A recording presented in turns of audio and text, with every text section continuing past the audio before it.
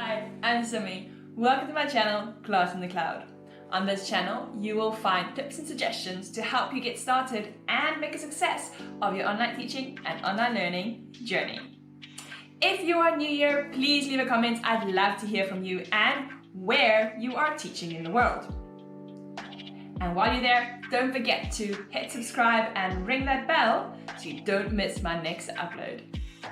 This video is video 1 of a 10-part series where I will be talking about online ESL teaching strategies. And our first ESL teaching strategy that we'll be discussing is probably the most important of all the teaching strategies. TPR, or better known as Total Physical Response. In today's video, I'll be talking about what is TPR, how to use TPR in the online ESL classroom effectively, and why is TPR such a good teaching method. So, stay tuned, let's jump right in. So let's start with question number 1. What is TPR?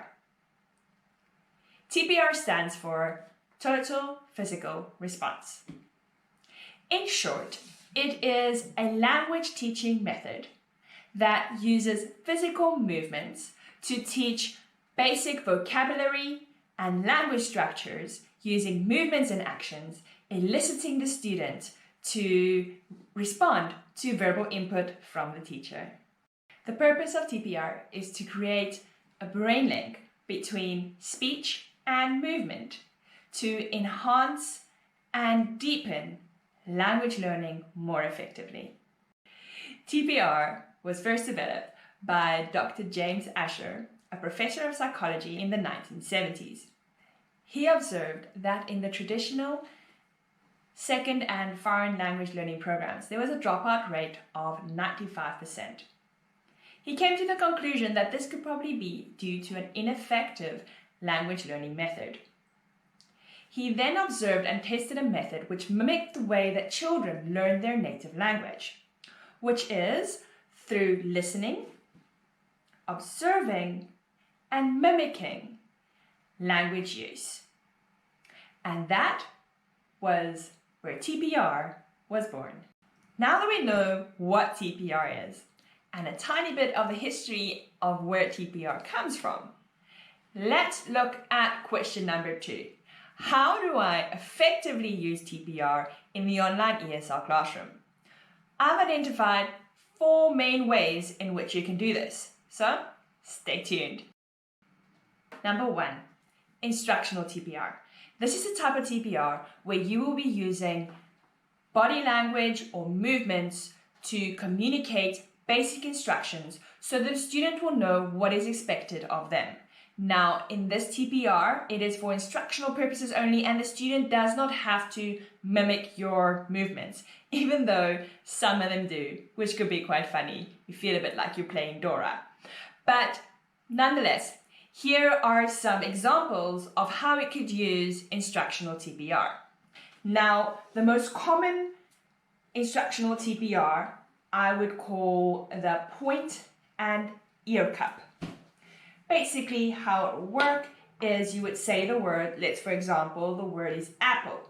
So you would say apple. Say the word, I'm listening. Word, I'm listening. Apple. So when you do those 2 movements, the student immediately knows to look at your mouth, and then when you cup your ear, they know that you are listening. And what works really well is you lean into the camera so they really know that they now need to speak. A second example would be look and find. So look at the PPT.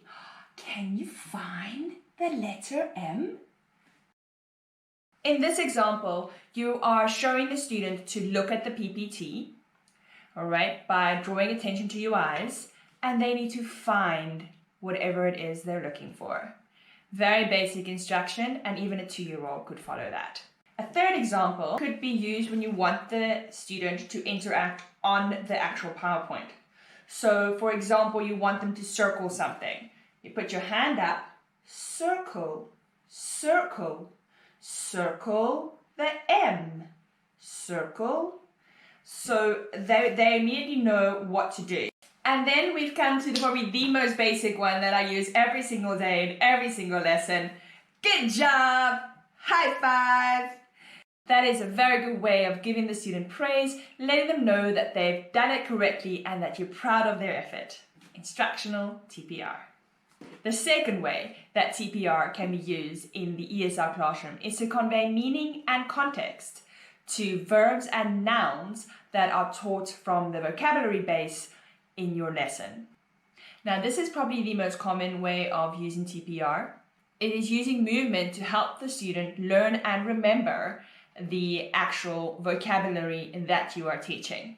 It is well documented and researched that using movement when learning new vocabulary actually drives it to deep memory, aiding to long-term memory retention. Right? So let's look at a few examples. So I already said that you can use this type of TPR to help the student learn and remember verbs and nouns. So let's look at some of the most common verbs, right? So we're going to do run, okay? Show them how you run. Or swim, swim, eat, okay? Those are some of the most common ones you'd use. Some of the nouns you could use could be animals or objects. So for example, apple, apple. Or love, love. Or how about cat? Tiger. Okay, you get the picture. So in this type of TPR and language learning, you would expect the student or ask the student, elicit the student to copy you and to do the action themselves. So what I would usually do in that situation is I would tell the student, I would do the action and then like, now you, right? Tiger, her, yao you, her. It makes language learning fun and always ends in a few giggles. The third way that you could use TPR in the online ESL classroom is to convey meaning and context to actual sentence structures. Now there are several ways that you can do this, and it also helps the student to put together sentence sequences. We're talking about your basic sentences, your 3 to 5 word sentences. So let's look at a few examples. Right, so now we have a level 2 or 3 student and we're learning basic sentences.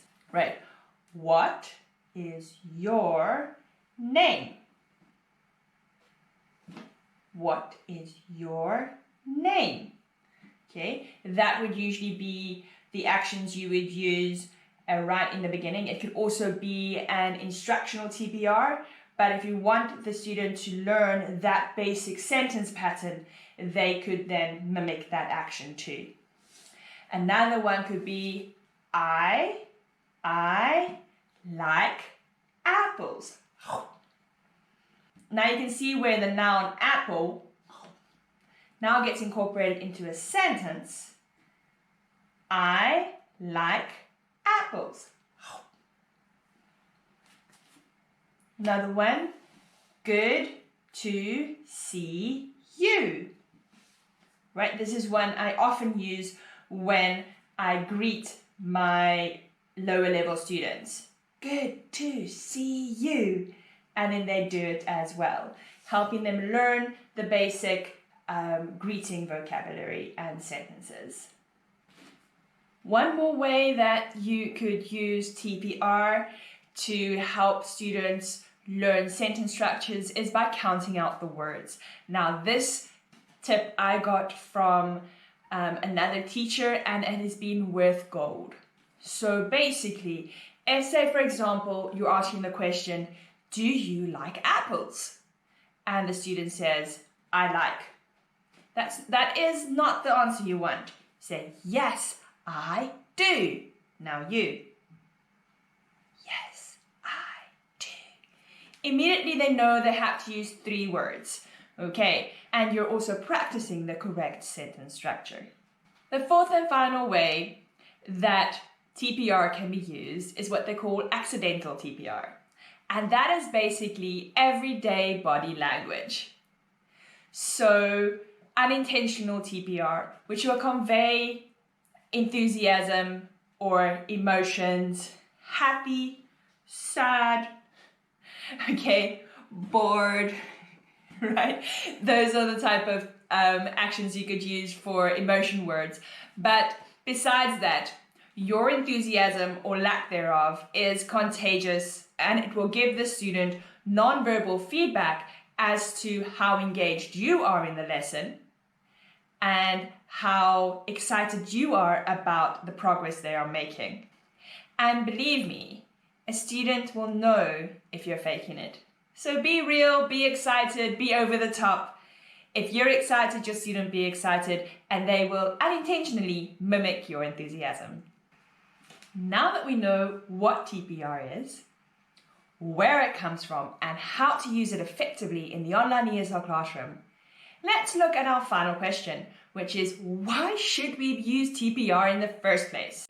We all know that students don't all learn in the same way. And TPR addresses three main ways of learning.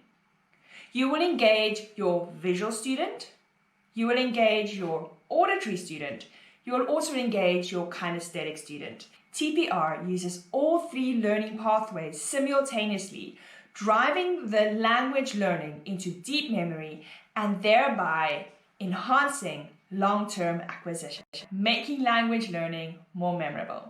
Learning a foreign language from a complete stranger through a computer screen can be both daunting, overwhelming, and even scary to young learners. TPR, used correctly, can bring dull and boring language to life. It can make language learning so much fun and can even help facilitate the relationship and build rapport between teacher and student. TPR bridges the communication gap between the teacher and the student. It makes language learning memorable, meaningful, and even fun. Lastly, it gives the student something tangible to take away from the lesson, adding to their confidence and sense of achievement. Language development starts with observing, listening, and mimicking, and it is fundamental building blocks to later learning to read and write the language as well. Total physical response, or TPR, is where language learning starts. And that's a wrap. Today's video, we learned all about TPR. We learned what TPR is and where it started, how to use it effectively in the online ESL classroom, and why it is so important to use TPR in the early stages of language learning. I hope you've taken something home from this video. If you did, please make sure to leave a comment. I'd love to hear from you. Don't forget to hit subscribe and ring that bell so you don't miss my next upload. Thanks for watching. I'm Simi. This is Class in the Cloud. Goodbye.